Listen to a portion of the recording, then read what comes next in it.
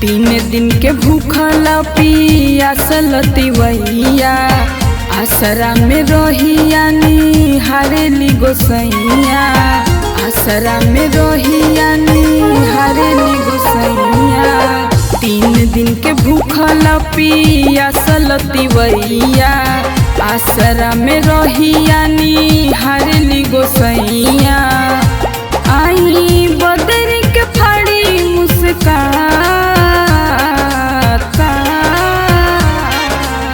उगी उगी उगी है दीनानाथ पाटना के हो घाट उगी उगी उगी है दीनानाथ पाटना के हो घाट।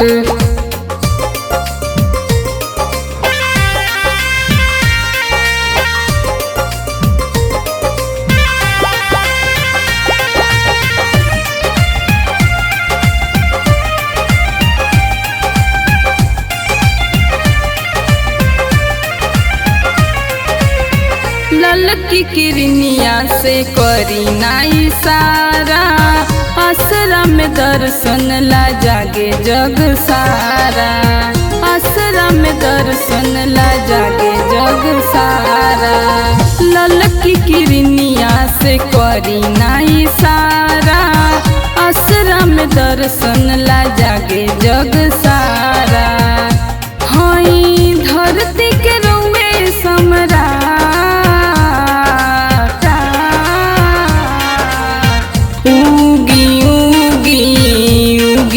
दीनानाथ आरा के हो घाट उगी उगी उगी है दीनानाथ आरा के हो घाट।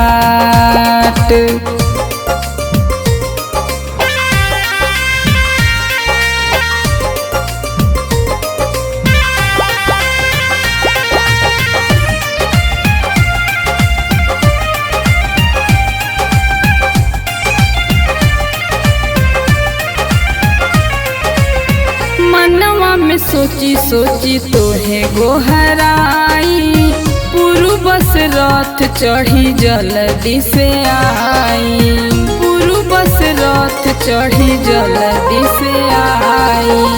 मनवा में सोची आदित तोहे गोहराई पूर्व बस रथ चढ़ी जल्दी से आई। बड़े जिया जितेंद्र घबरा